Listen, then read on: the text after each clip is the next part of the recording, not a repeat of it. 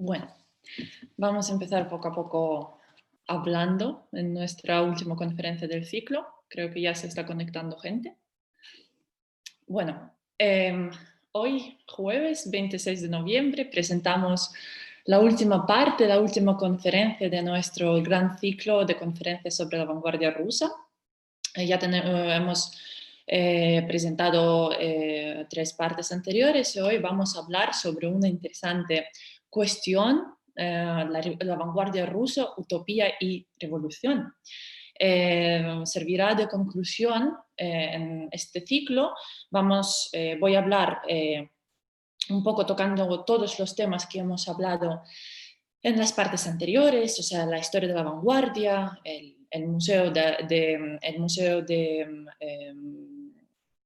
historia pictórica y un poco el Lissitzky, ¿no? Vamos a hablar de todos estos temas respondiendo a dos preguntas que veremos en adelante. Bueno, tras esta pequeña introducción, me llamo Polina Podgorецкая, soy historiadora del arte, quien no me conoce, y todos los jueves en la plataforma de Centro Ruso de Ciencia y Cultura en Madrid damos conferencias relacionadas con el arte, la cultura rusa, para que nuestro público en España pues conozca diferentes cuestiones sobre la cultura rusa. Bueno, como os he adelantado, el tema de la conferencia de hoy va a ser dos preguntas. La conferencia va a estar basada en dos preguntas. La primera pregunta es, ¿realmente hay relación entre la vanguardia rusa y la revolución rusa? La segunda pregunta, o más bien la afirmación, que la vanguardia rusa es a priori un proyecto utópico.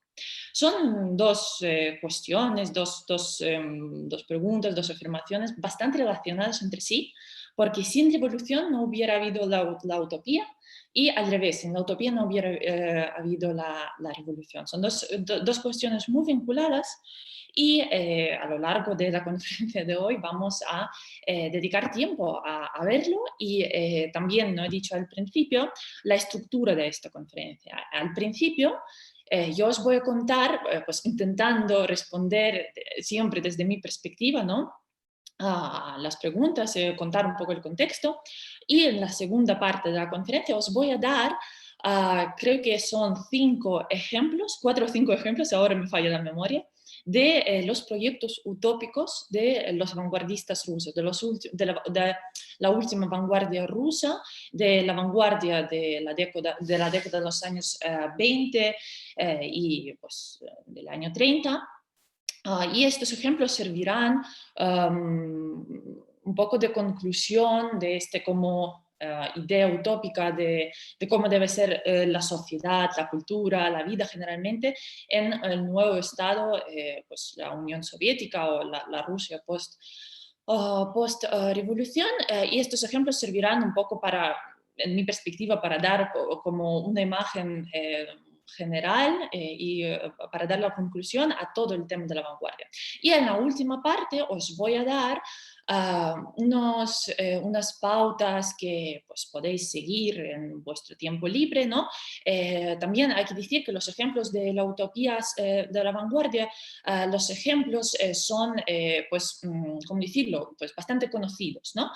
Son bastante conocidos en acceso relativamente fácil del público hispanoparlante, por lo cual, o sea, yo he decidido hacer esta selección tan, no puedo decir fácil, pero quizás más conocida para que vosotros, ya, como os dije, en vuestro tiempo libre, con vuestro propio interés, podéis tirar del hilo y seguir vuestra propia quizás investigación o abrir a hacer vuestros propios descubrimientos.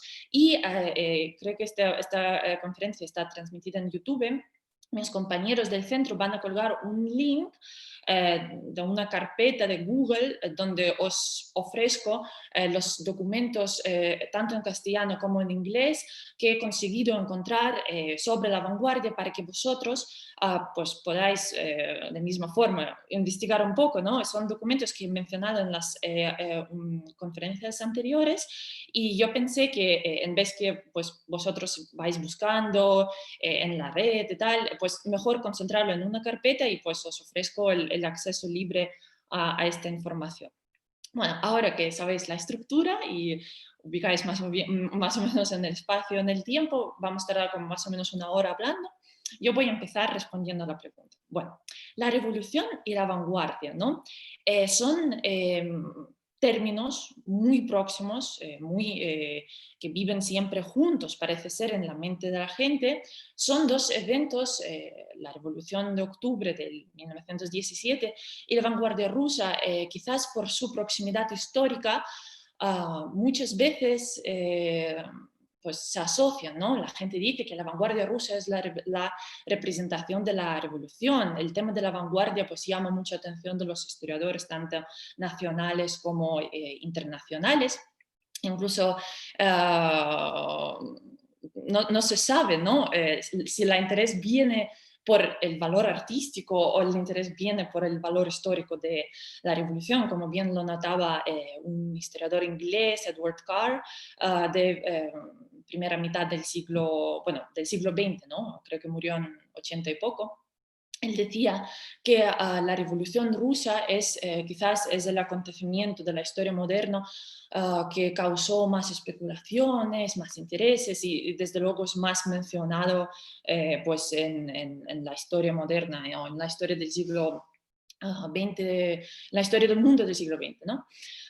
Entonces, no se sabe qué viene antes, el interés por la revolución o por la vanguardia, pero sea como fuere, el interés por estos ambos temas se junta y muchas veces la gente mezcla la idea de la vanguardia y de la revolución. Ah, es un rumor muy común y es erróneo. ¿Por qué es erróneo? Quizás antes de responder a esta pregunta tenemos que definir qué es el arte de la revolución, ¿no? Arte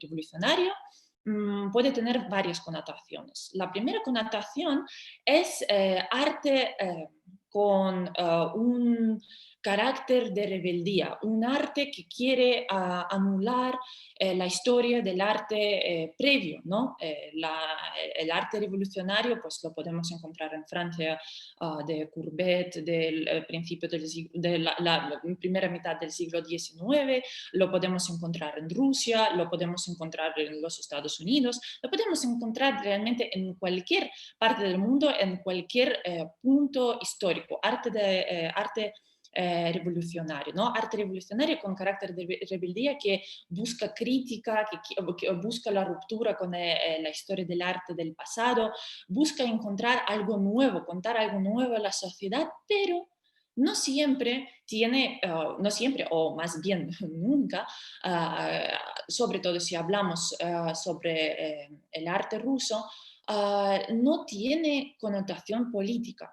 Es decir, la vanguardia rusa, la primera vanguardia rusa, el verdadero arte revolucionario en términos artísticos, ocurre antes de la Revolución de Octubre y es un arte que carece de cualquier noción política. Es un arte, ya lo veremos en adelante, que incluso tiene un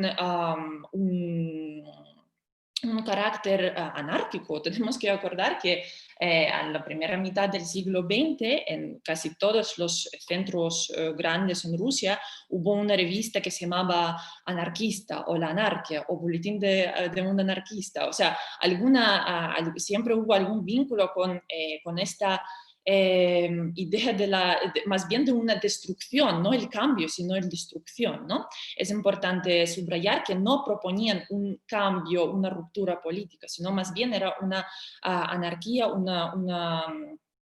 incluso un carácter nihilista en los términos artísticos, siempre, por lo cual este arte revolucionario no lo podemos mezclar con la revolución política. Ahora bien, también vale. También la gran ruptura entre los términos de arte revolucionario, tal como lo expliqué en términos artísticos, ocurre entre 1917 y 1920. Arte revolucionario también puede ser arte revolucionario como relacionado con la política, ¿no?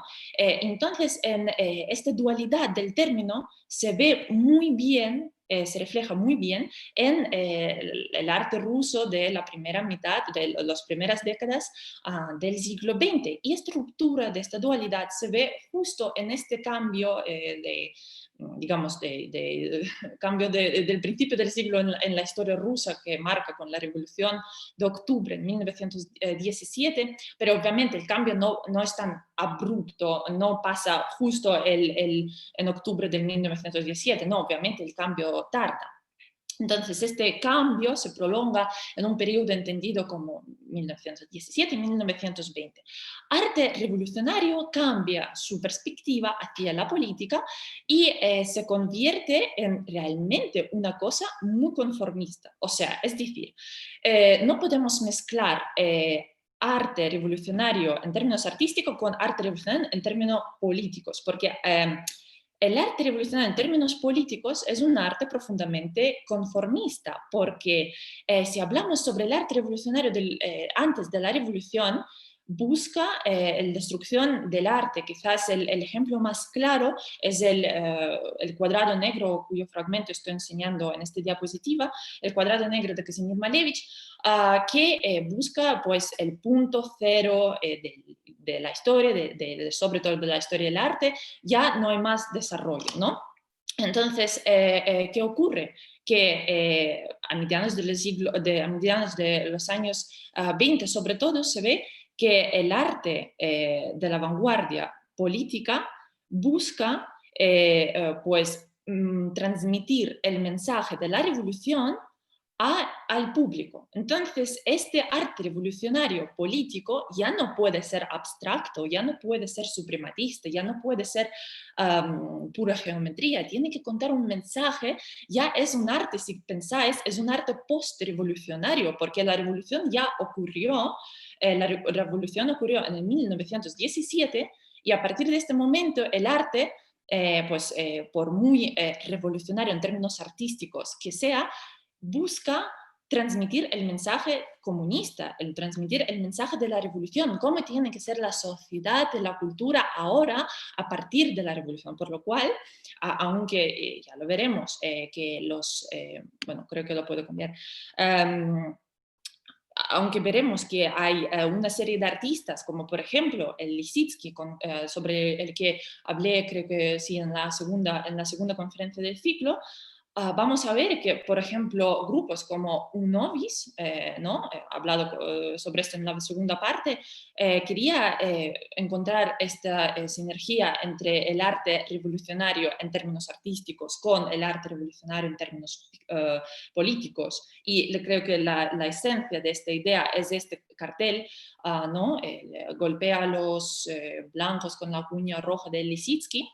Es la esencia de este arte, pero es que no era un arte comprensible para el público.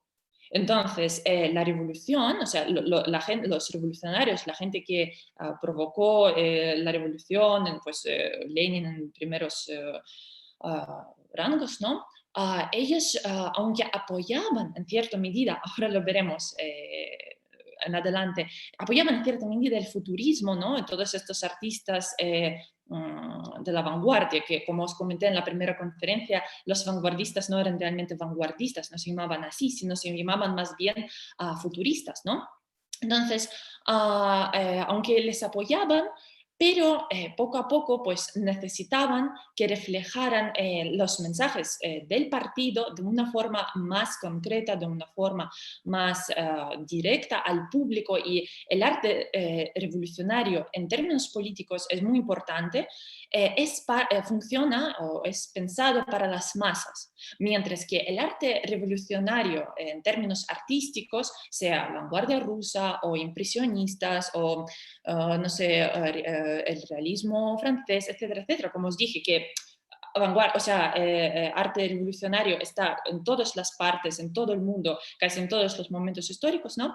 Siempre este tipo de arte está pensado para un público muy reducido, un público muy crítico, un público muy preparado.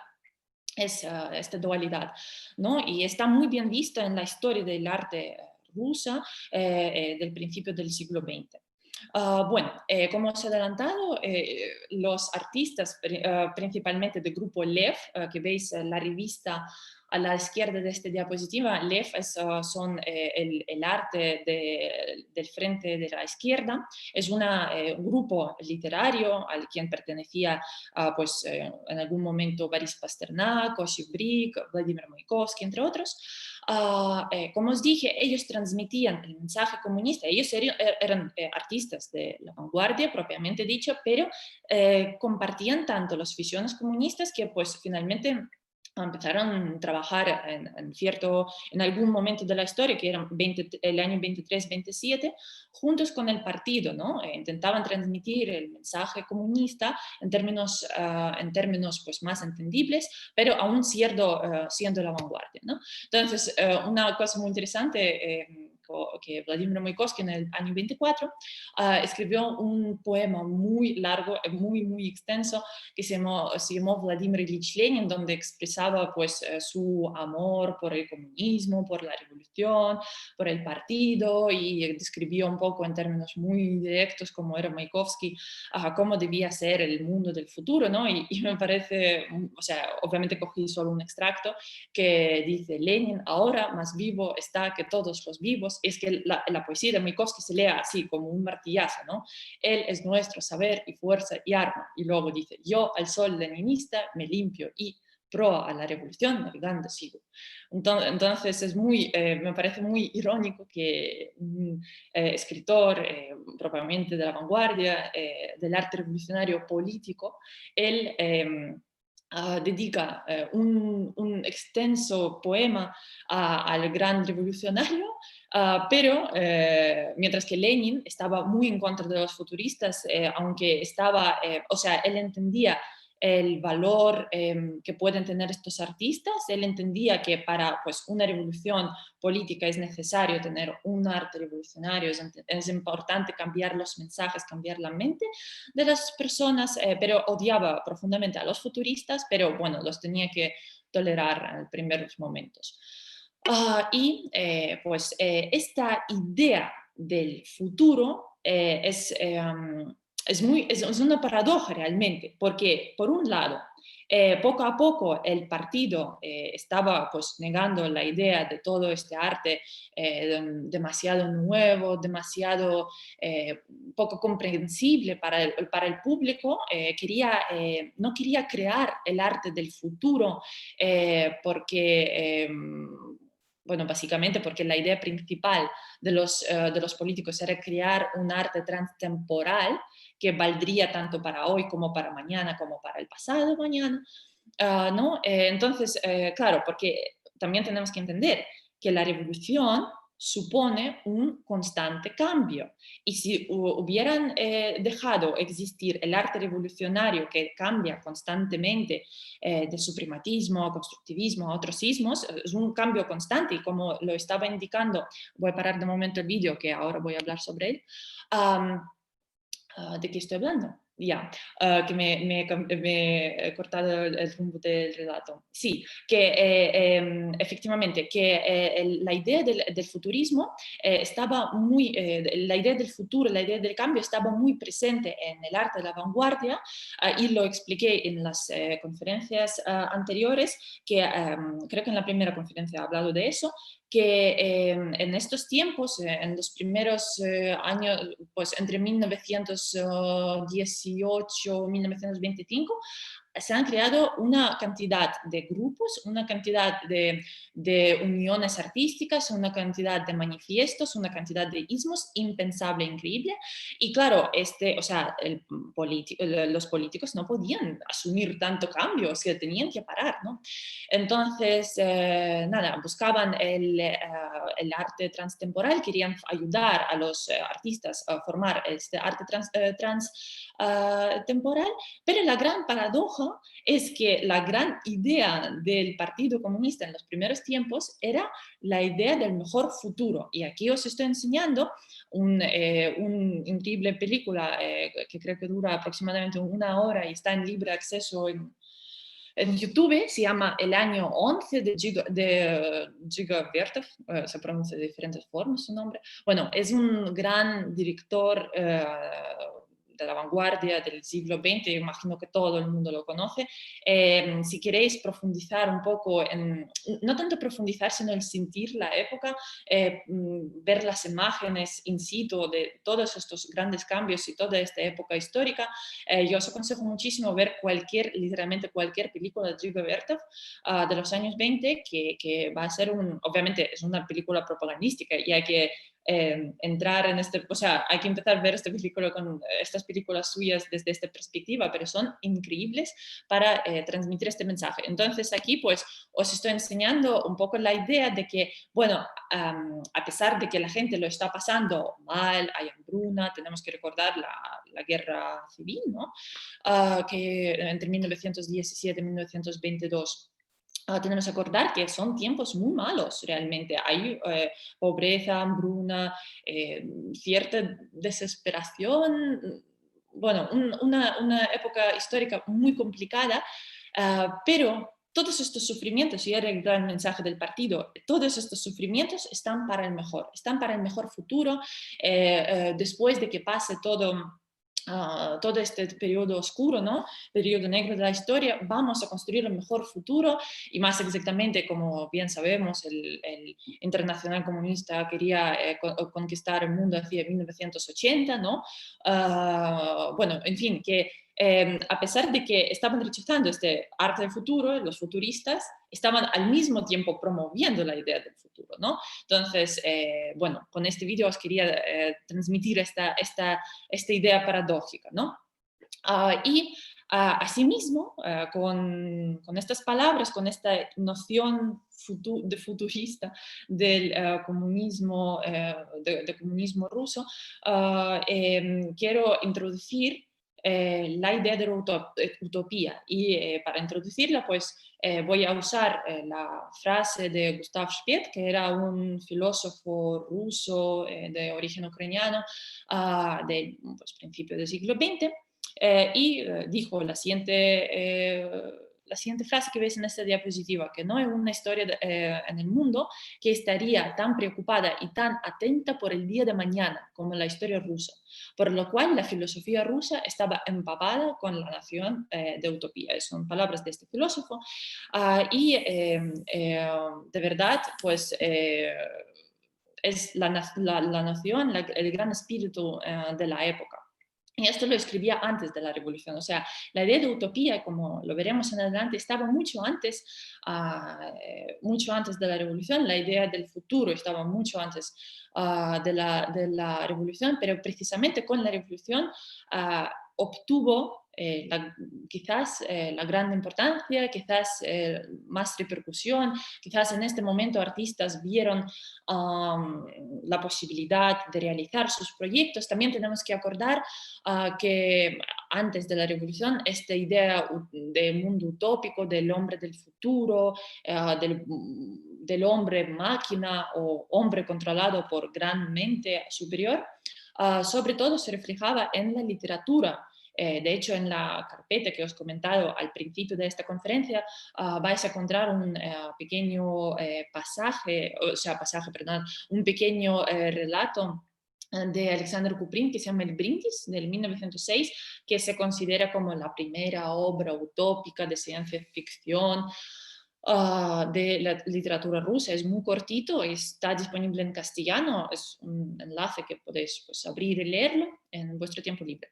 Bueno, entonces la idea de utopía en la historia rusa, en el arte ruso, se traspasa, no, o sea, se traspasa hacia fuera del ámbito de filosofía, se traspasa hacia el arte, pues por ejemplo, el proyecto de proyeccionismo que vamos a hablar hoy, que mencioné en la charla pasada, pero porque me quedaba corta del tiempo, pues no os pude hablar de él en profundo, pues hoy lo voy a retomar. O en arquitectura se hablaba sobre la idea de vida en comuna, o la arquitectura pues volante, o la arquitectura pues, que va a batir cualquier récord de construcción para el momento, arquitectura simbólica, ¿no? En el ámbito de literatura, pues esto sería la ciencia ficción. Bueno, en fin, que esta idea estaba abriéndose fuera, o sea, empezó a partir de filosofía con cosmismo ruso, por cierto, que no lo he mencionado, que es una corriente de filosofía muy importante en el principio del siglo XX, ¿no? Que el gran filósofo Tsiolkovsky, que estaba desarrollando estas ideas al principio del siglo, 1900, poco, 1904, 1905, y entre muchas ideas, la gran idea del cosmismo ruso era como poder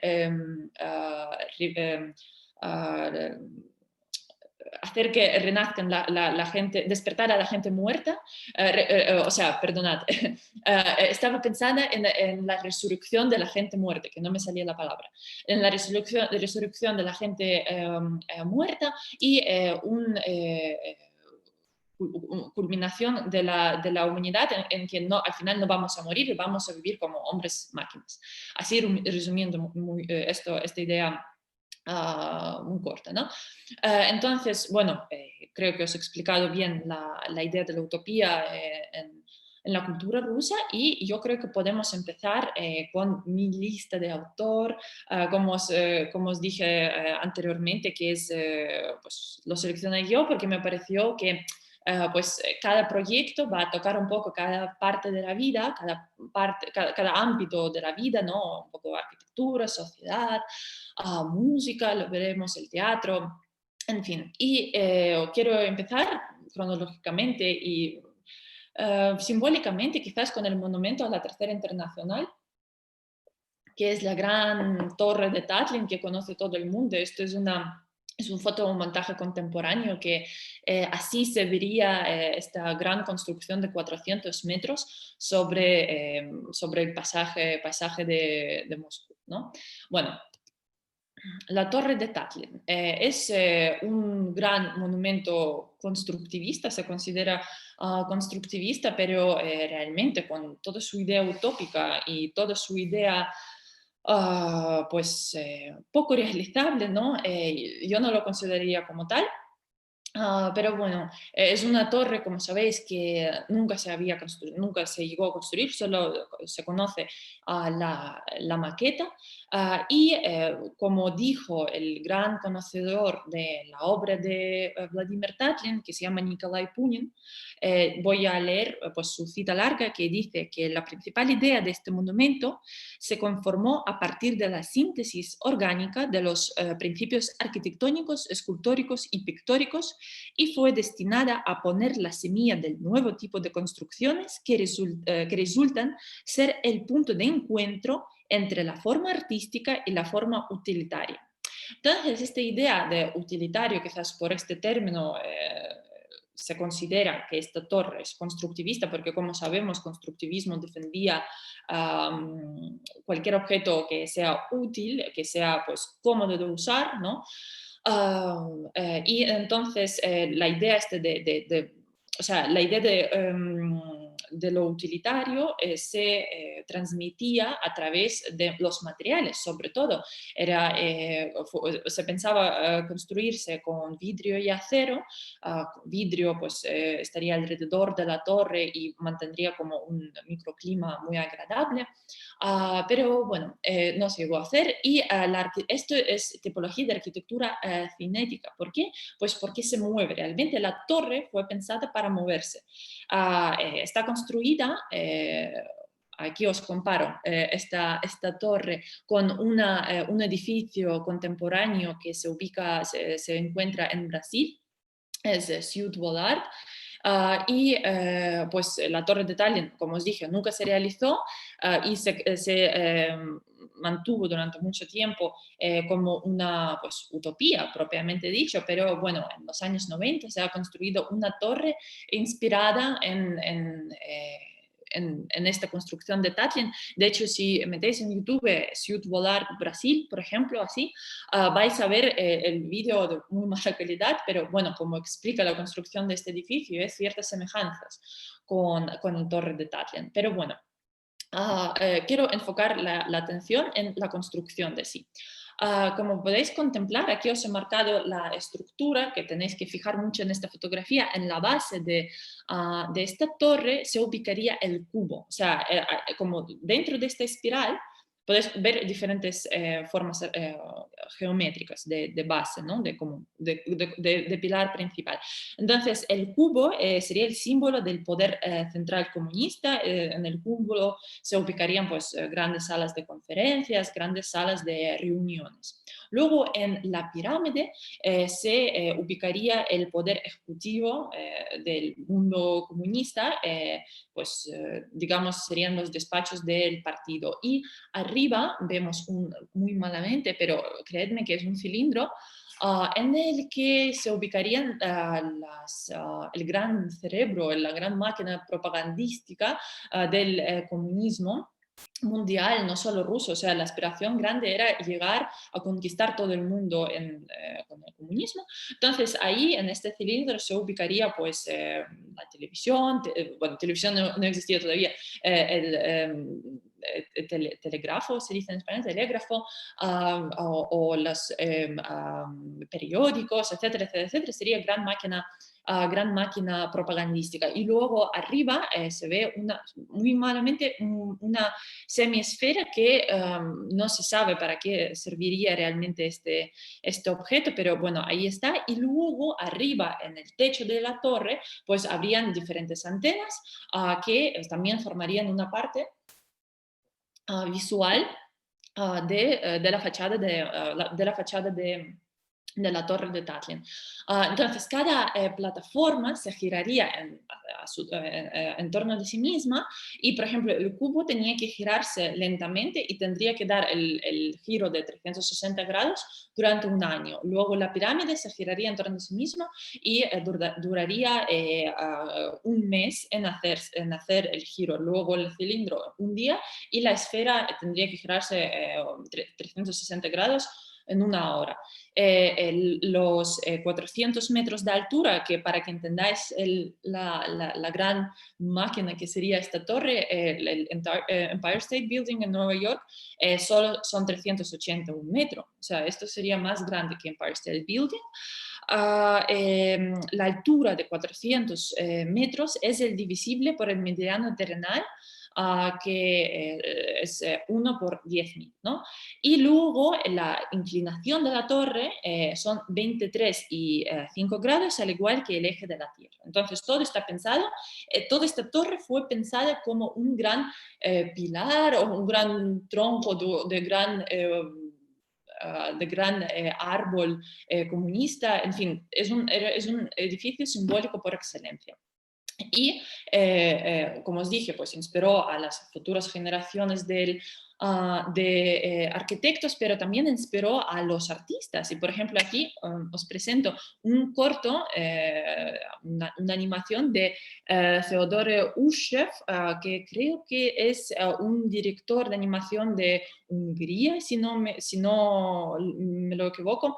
También libre acceso en YouTube, ponéis Tower Bauer, que lo pongo en la ficha aquí, es del año 2005, es un dibujo animado que dura pues 4 minutos y está acompañado con la gran canción rusa, que todos los rusos y soviéticos la asocian con el telediario, ¿no? Que es la canción de Sviridov, el tiempo hacia adelante, creo que así se llamaría en español. Os voy a dar a escuchar solo un trozo porque me parece muy impactante. Vamos aquí.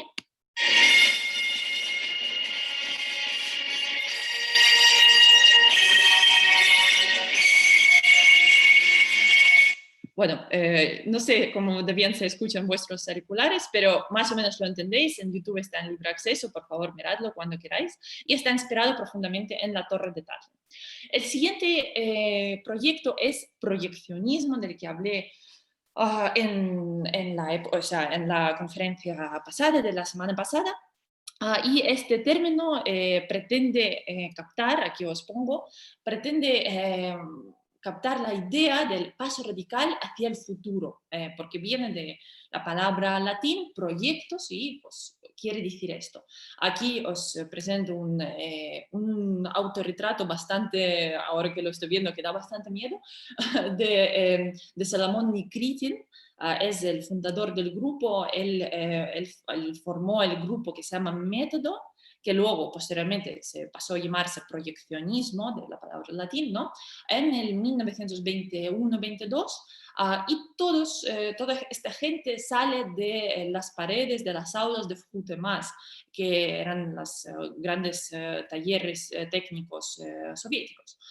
Bueno, la idea de proyeccionismo era, en primer lugar, mezclar un poco todos los ámbitos artísticos con la ciencia, sea química, física, las leyes de gravedad, etcétera, mezclarlo todo y desarrollar, digamos, una especie de la idea general sobre el hombre del futuro, sobre el arte del futuro, la cultura del futuro, sociedad del futuro, en la base de estos, digamos, términos racionales, estos términos utilitarios, ¿no?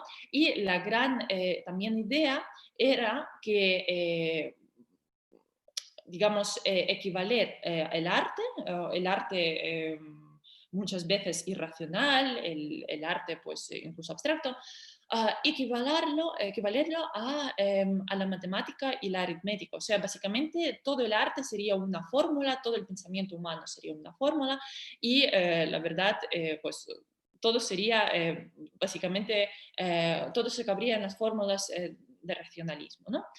Entonces, también, a su vez, es muy interesante que a pesar de todo su índole de racionalista, este grupo defendía, pues, lo que quería buscar no son tanto objetos concretos, objetos finales, sino el proceso, por lo cual el artista para Salomón Nikitin y sus pues, seguidores, sus grupos y tal, no era un artesano, digamos, que creaba un objeto final, un armario, un libro o una obra de arte, sino era un ser procesual, un ser que vive a través de procesos, y todo el arte sería pues un proceso, ¿no? El valor del arte se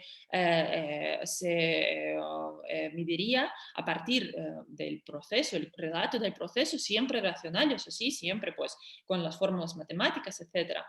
Por ejemplo, aquí os lo conté en la conferencia pasada, que Salomón Nikitin y los proyeccionistas han recibido un despacho, perdón, una sala en el Museo de la Cultura Pictórica, creo que era en el año 26, han conseguido un gabinete proyeccionista en el que pues contaban todas sus teorías, el gran diagrama racional de Salomón Nikitin, en el que él explicaba el desarrollo del arte pues según las fórmulas, según el pensamiento racional, ¿no? Sería su propia genealogía un poco del arte.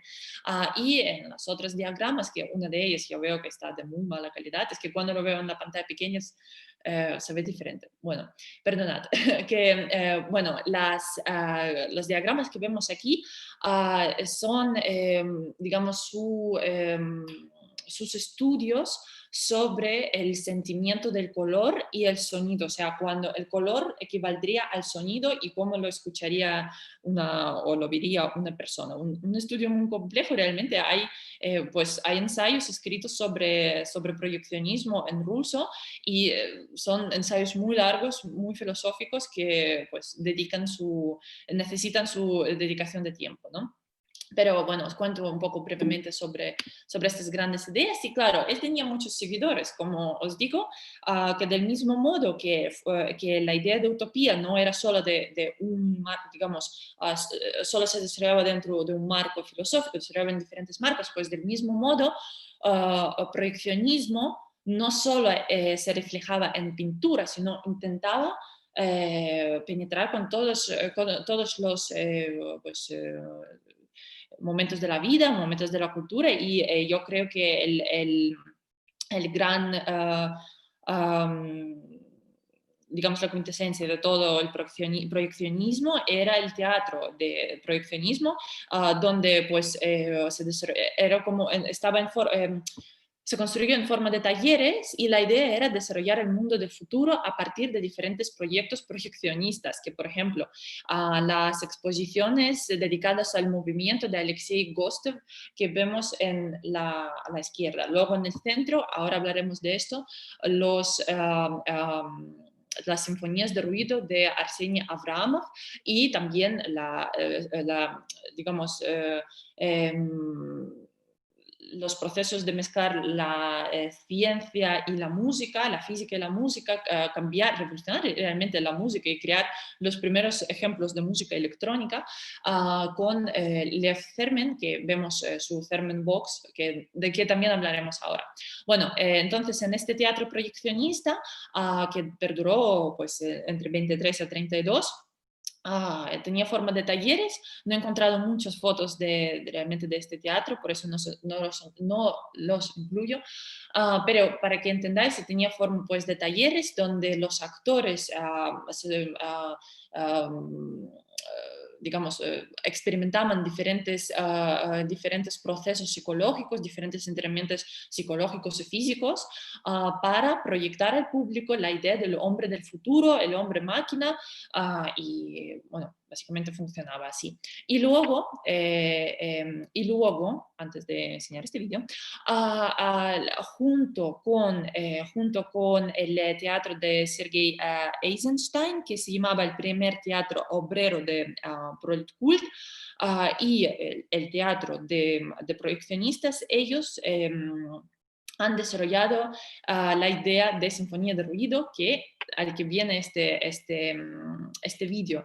Sinfonía de Donbass de Giga Vertov está inspirado en esta idea de sinfonía de ruidos, está en libre acceso, de nuevo lo repito, en libre acceso de YouTube, lo podéis consultar a vosotros mismos, y pues este vídeo que cuenta básicamente la historia de la revolución, han revuelto todo Moscú para pues grabar parte de este vídeo, ¿no? Y a partir pues del minuto 40, algo así, porque la película duró 1 hora 10, empieza la sinfonía de ruidos, ¿no? Pero también os digo, es una experiencia escucharlo, lo escuché entera, que dura como 30 minutos esta sinfonía. Lo pongo, os la ofrezco en la carpeta disponible en Google Drive, ¿no? Podéis escucharla, una versión contemporánea con mejor calidad de sonido, lo ponéis con auriculares y escucháis esta sinfonía de ruidos que es bastante, cuando la escuchas durante mucho tiempo, es bastante agobiante y tú puedes sentir esta idea de la revolución, ¿no? Es bastante impactante. Y aquí vemos a Herman Box, que suena más o menos así.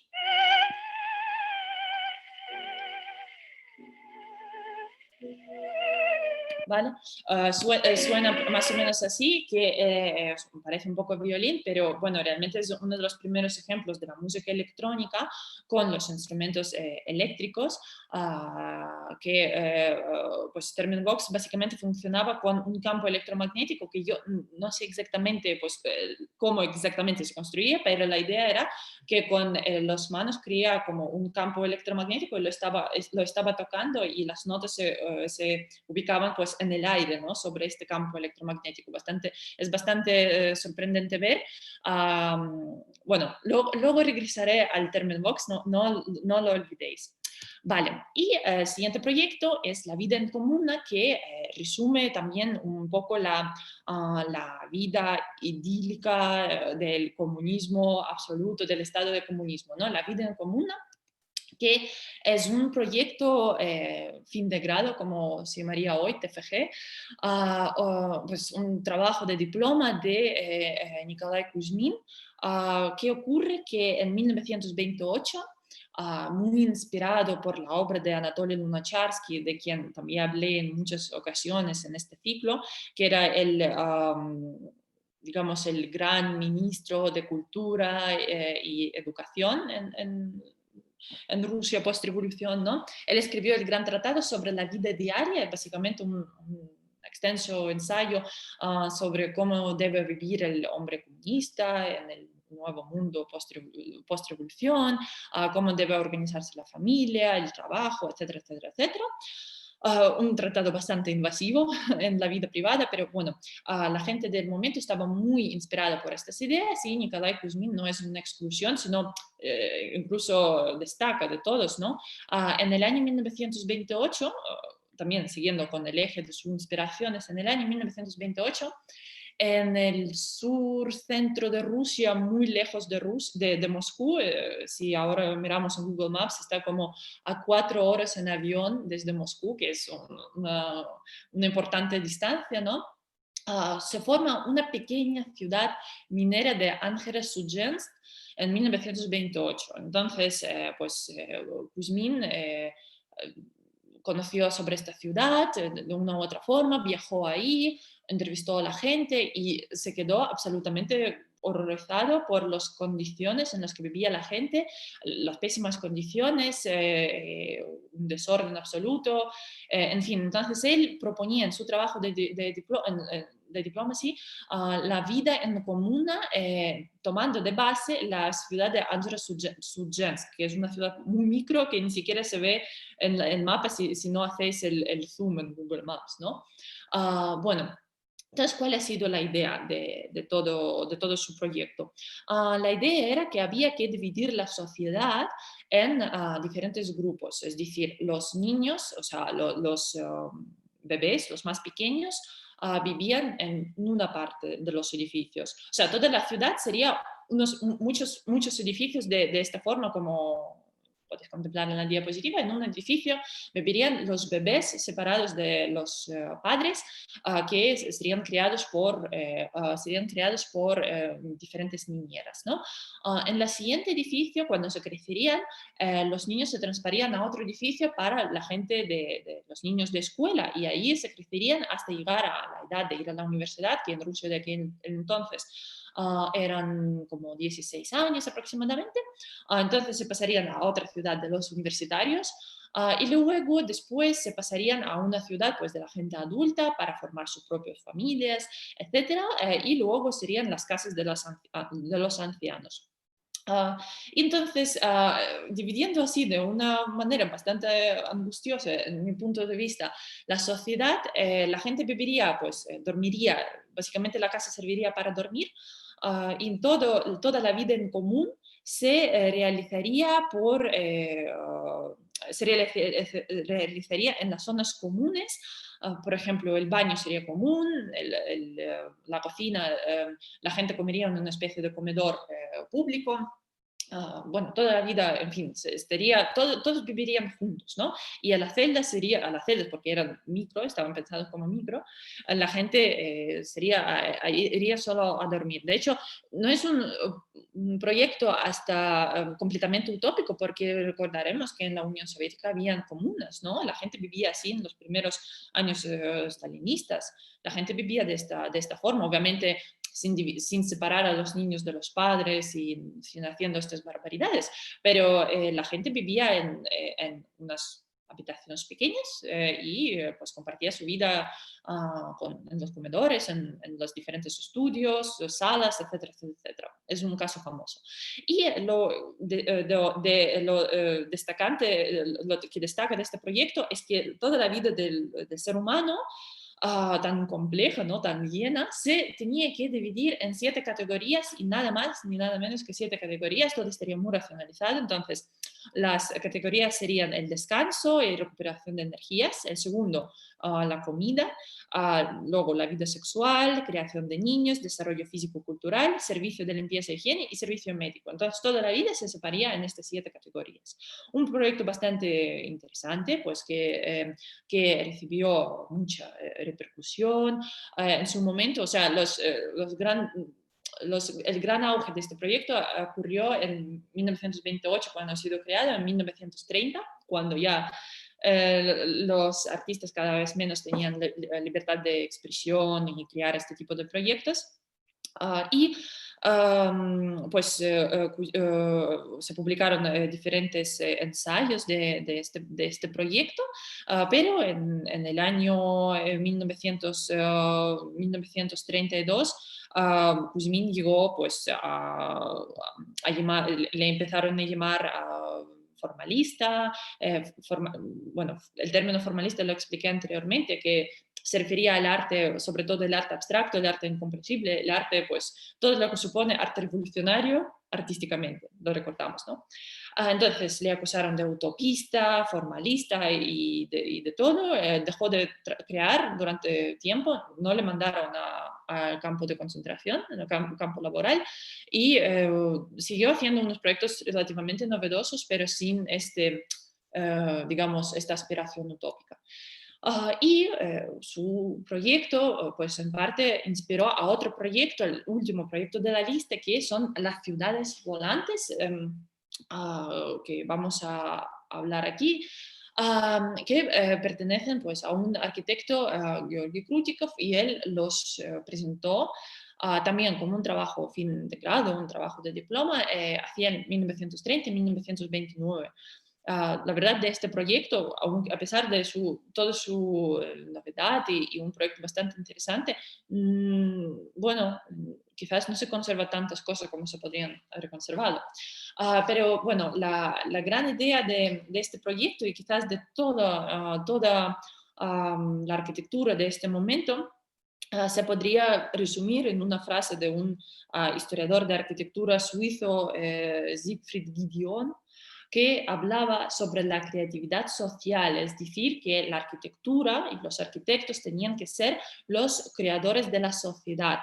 Es decir, que a partir de la arquitectura se tenía que conformarse la sociedad, los valores sociales, los nuevos valores uh, de la cultura, básicamente. Entonces, ¿qué eran estas ciudades volantes? Que obviamente un proyecto nunca realizado, al igual como el proyecto anterior, que tampoco nunca se realizó.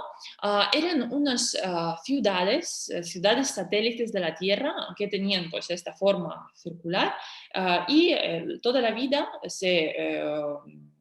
tenía lugar pues en estos torres, como tenían una forma como de corona, ¿no? Es un poco, ciudades volantes, como podéis contemplar, es un poco mezcla entre la arquitectura cinética de Tatlin con la vida en común de Kuzmin, pues es un poco mezcla de todos estos elementos.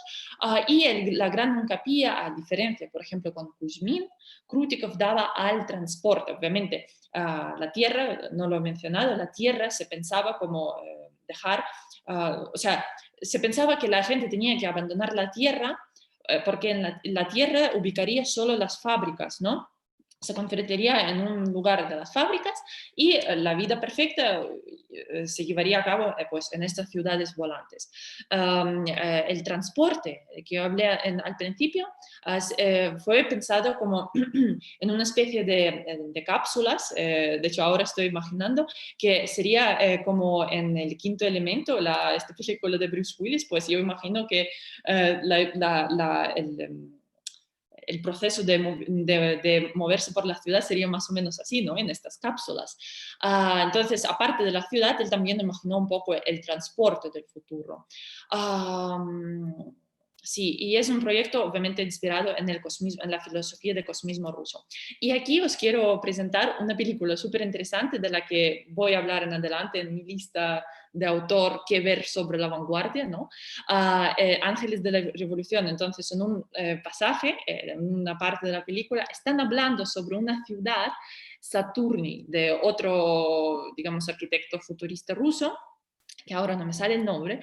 Saturni fue inspirado por las ciudades volantes de Krutikov, y la idea era que en torno de la Tierra se construiría pues, una ciudad en forma de anillo, un anillo que se sujetaría por sí mismo, y toda la vía se organizaría ahí, dejando la tierra para las fábricas, y la comunicación entre tierra y esta ciudad sería pues a través de unos ascensores. Yo no sé cómo se ubicarían estos ascensores en la tierra si la ciudad es móvil, ¿no? Pero bueno, es la idea utópica. Todas las facilidades, toda la comida, el de canalización, etcétera, etcétera, pues todo se pasaría por unos ascensores que se conectarían con esta ciudad Saturni se llama, ¿no? Bueno, entonces ahora os voy a presentar, no he hecho cambio en esta presentación, como se empieza tan rápido. Bueno, ahora os voy a dar una lista mía que yo creo que es pertinente para hablar sobre la idea de utopía, sobre la idea de la vanguardia, como todo un poco en conjunto, ¿no? Para concluir nuestro ciclo, concluirlo dentro del marco del Centro de Ciencia y Cultura en Madrid, dejarlo en el marco, o sea, dejarlo en esta plataforma, pero para que vosotros mismos ya podéis seguir vuestra propia investigación o profundizar un poco en este mundo ruso, ¿no? Etcétera. Entonces, lo primero en mi lista sería la novela de Alexei Tolstoy, Aelita, que es disponible en Casa del Libro, creo, en la traducción española. Es un libro muy entretenido sobre la vida, cómo la gente descubre la vida en el Marte y sobre la vida en el Marte propiamente dicha. Historia tratada a través de historia de una chica joven que vive en el Marte, que se llama Elita. Bueno, una historia muy interesante, se lee muy rápido, y también, de nuevo, en libre acceso en YouTube, podéis encontrar una película homónima del mismo año, que aquí pues os presento un corte, ¿no? Que tiene títulos en inglés, la película, ¿vale? Si lo buscáis, y pues la verdad es una película increíble, con esta escenografía tan preciosa, tan novedoso para su tiempo. Entonces toda esta película pues es así, ¿vale? Pero bueno, en términos artísticos, esta película es bastante interesante, pero yo no sé si uno puede ver una película silenciosa durante 1 hora y media, entonces mejor leer la novela. Obviamente no podía olvidar sobre Salaris de Andrei Tarkovsky, aunque no habla directamente sobre la vanguardia, obviamente, pero habla sobre esta idea del cosmos, esta idea de la gran mente que está por encima de nosotros, la inteligencia artificial, lo que llamaríamos hoy. No trata directamente de la vanguardia, pero yo creo que es muy pertinente ver esta película para entender, para visualizar un poco el mundo futurista, porque seguramente, bueno, esta película también está basada en una novela homónima, creo que de los años 40, bueno, es interesante sumergirse dentro de este mundo futurista, de este mundo de ciencia ficción, porque obviamente todo esto bebe pues, de las ciudades volantes o la vida en comuna, etcétera, etcétera, de todo este pensamiento del que hemos hablado hoy y en las conferencias pasadas. ¿Vale? Y obviamente la película que os dije, Ángeles de la Revolución, esto quizás será un poco más problemático para que lo podáis ver. Yo sé que se puede encontrar, yo lo vi en ruso, bueno, soy ruso parlante, entonces lo vi en ruso sin subtítulos. Yo no sé si se puede encontrar subtitulado en libre acceso, pero yo sé que está en Filmin, que cuesta como 3 euros ver esta película y tiene subtítulos en castellano. Bueno, si alguien está interesado en ver esta película, os la aconsejo mucho, porque la verdad es una película muy curiosa, un art house absoluto que habla sobre un pasaje semi-imaginario en los años 30, cuando un grupo de los comunistas jóvenes, unos revolucionarios, van a un lugar muy lejano en Siberia, que negaba a aceptar comunismo. De hecho, es un pasaje histórico que hubo una revuelta, o hubo una especie de conquista, para así hablarlo, pero es una película absolutamente pacífica, casi. Habla sobre el arte y cómo los grupos de gente, de estos comunistas jóvenes, de hecho la presento aquí, se me había olvidado, van a este pueblo, ¿no? En Siberia, y empiezan a presentar a la gente de este pueblo, la gente pues vestida de nacional y tal, el suprematismo, la vanguardia más radical rusa, ¿no? Y aquí, de hecho, bueno, veis, ¿no? La gente del pueblo están intentando entender la vanguardia.